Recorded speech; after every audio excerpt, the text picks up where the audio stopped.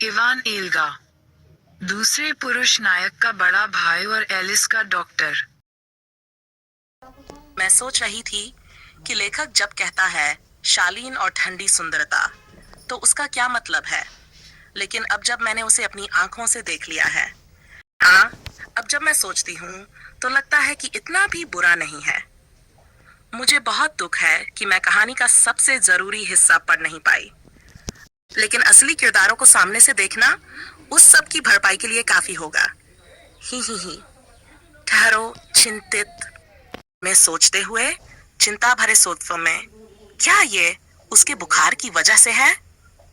उफ, मेरी बात सुनकर तो मैं खुद ही कुछ गलत इंसान लग रहा हूँ। Day that Alice Estevan meets the two protagonists, जिस दिन एलिस एस्टेवन की मुलाकात उन दोनों मुख्य किरदारों से हुई।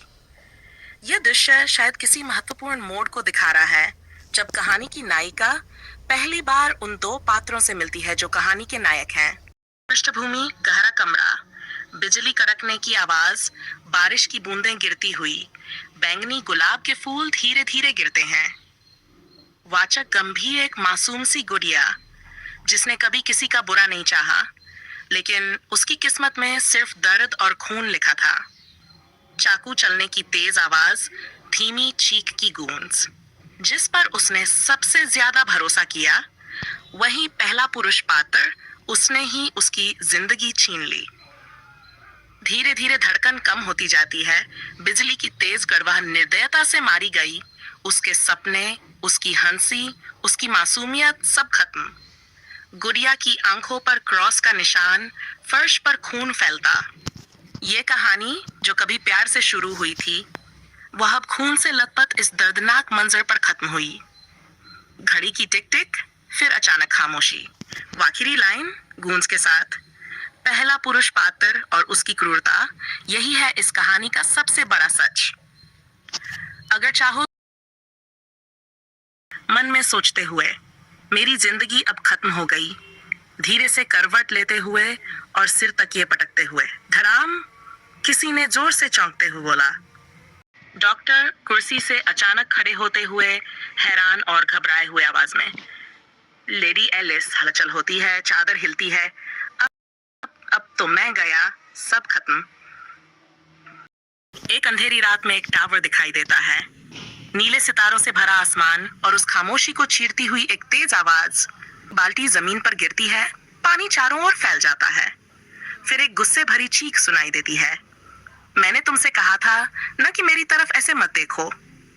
एक अंधेरे कमरे में लड़का जंजीरों से बंधा हुआ है, उसके शरीर पर घाव हैं, बाल भीगे हुए हैं और आंखें झुकी हुई हैं। तभी सामने से एक औरत की गूंजती हुई आवाज आती है, मैं कोई ऐसी औरत नहीं हूँ जिसे तुम जैसे लोग इस तरह से देख सको। उस औरत गुस्से से चिल्लाती है, तू किसान। उसकी आंखों में नफरत है, चेहरे पर तिरस्कार, हर शब्द जैसे एक चाबुक की तरह लड़के पर पड़ता है। तू जैसी घटिया औकात के लोग मुझे देखने लायक भी नहीं। बाहर से दरवाजा धीरे धीरे खटखटाया जा रहा है।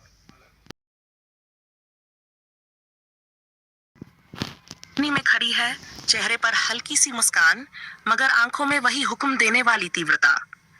वो धीरे से कहती है, तुम अंदर आ जाओ। मेट दरवाजा खोलते हुए बोलती है, योर ग्रेस। उसके चेहरे पर डर साफ झलकता है, हाथ दरवाजे की कुंडी पर कांपते हैं। वो अंदर झांकती है, मगर कदम आगे बढ़ाने से झिझकती है। मैंने तुम्हें नहीं बताया था कि जब मैं यहाँ हूँ तो मुझे परेशान मत करना। अगर आप चाहे। नौकरानी, मुझे खेद है, लेकिन मिस एलिस का फ्लू अचानक बदतर हो गया। डचेस एरिस लाल बालों में है, क्या वह मरने वाली है?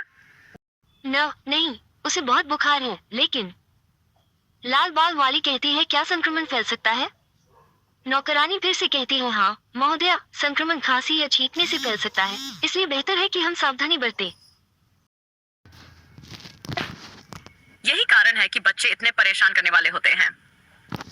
अब आप बताइए कब और किसका नाम शामिल करना है, मैं उसी अनुसार दोहरा। चबुक देते हुए बोलती है, यानी सख्त, तेज और हुक्म देने वाले अंदाज में। उनसे कहो कि जब वह पूरी तरह ठीक हो जाए तो मुझे फोन करें। चाबुक पीठ घुमाते हुए धीरे धीरे दरवाजे की ओर बढ़ती है, लेकिन एक आखिरी बार मुड़कर कहती है, मुझे आशा है कि आप अपने कार्यों पर विचार करेंगे, एडविन। बर्फ जैसी सकी। और याद रख रखें यदि आप अपने तुच्छ जीवन में जो थोड़ा सा बचा है उसे बचाना चाहते हैं। तुम्हें मेरी आज्ञा का पालन करना सीखना होगा। तुम अपनी माँ की तरह ही जिद्दी हो।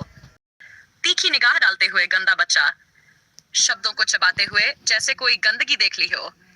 अगर आप चाहे तो मैं इस ये कहानी का फर्स्ट मेन कैरेक्टर है।